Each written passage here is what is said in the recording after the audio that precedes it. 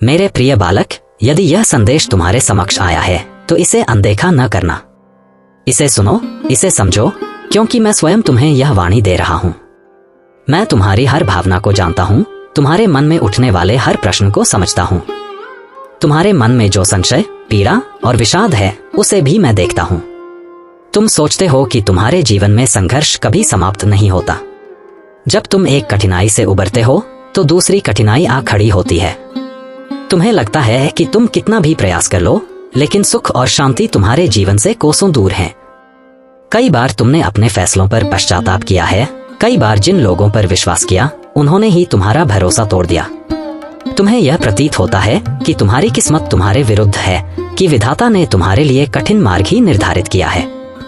तुम यह भी सोचते हो कि शायद मैं, शिव, तुमसे नाराज हूं, इसलिए तुम्हारे जीवन में इतने दुख और बाधाएं आ रही हैं।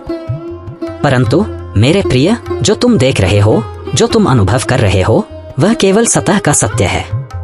इसके पीछे एक गहरा रहस्य है जिसे समझने के लिए तुम्हें धैर्य और श्रद्धा की आवश्यकता है। वीडियो के अंत तक बने रहे और वीडियो को पूरा देखना है और हमारे YouTube चैनल आज का अड्डा को सब्सक्राइब करें। हम आपको इस वीडियो में बारी बारी से सभी प्रकार की जानकारी उपलब्ध कराएंगे। हे मेरे प्रिय भक्त, यह जगत कर्मों के नियम से बंधा हुआ है। प्रत्येक जीव अपने कर्मों के अनुसार फल प्राप्त करता है।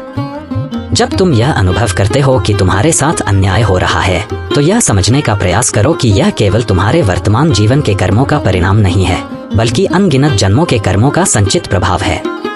कभी कभी जो कुछ भी तुम्हारे साथ होता है वह तुम्हारी आत्मा की उन्नति के लिए आवश्यक होता है। जैसे कुम्हार जब मिट्टी के घड़े को आकार देता है तो उसे थपथपाता भी है और आग में पकाता भी है, वैसे ही जीवन की कठिनाइयां तुम्हें और मजबूत बनाने के लिए आती हैं। यह मत सोचो कि मैं तुमसे नाराज हूं। मैं तो केवल तुम्हारे कर्मों के अनुसार तुम्हें उचित मार्ग दिखा रहा हूं। यदि तुम अपने कर्मों को सुधारोगे तो निश्चित ही तुम्हारा भविष्य उज्जवल होगा।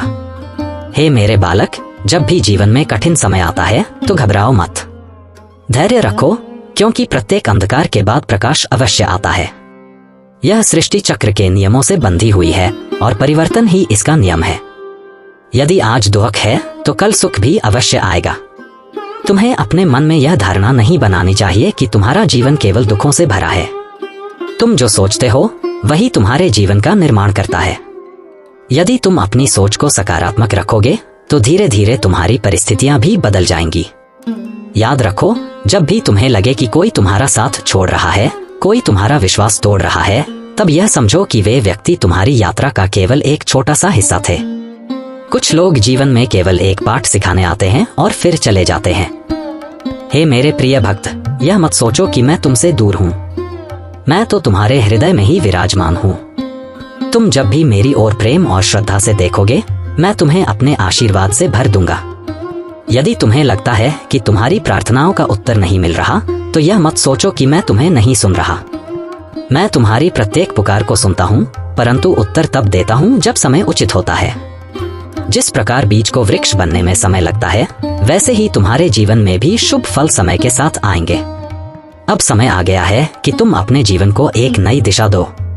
अपने कर्मों को सुधारो, अपने विचारों को पवित्र बनाओ और अपने हृदय में प्रेम और करुणा का संचार करो। जब तुम दूसरों के लिए शुभ सोचोगे तो तुम्हारे जीवन में भी शुभता आएगी। मुझे प्रसन्न करने के लिए किसी विशेष अनुष्ठान की आवश्यकता नहीं। मैं तो केवल शुद्ध हृदय और सच्चे प्रेम से प्रसन्न होता हूँ। जब तुम अपने मन, वचन और कर्म को शुद्ध कर लोगे, तब तुम्हें स्वयं ही मेरी उपस्थिति का अनुभव होगा। हे मेरे बालक, उठो। अपने दुखों से हार मत मानो। जीवन एक यात्रा है और यह यात्रा केवल कठिनाइयों से नहीं, बल्कि आनंद और प्रेम से भी भरी है। तुम्हें बस अपनी दृष्टि को बदलना है। यदि तुम्हें लगे कि जीवन कठिन है तो शिव की भक्ति में लीन हो जाओ।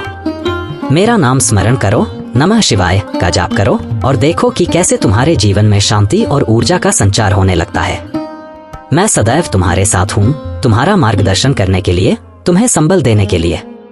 बस विश्वास रखो, धैर्य रखो और आगे बढ़ते रहो। नमः शिवाय।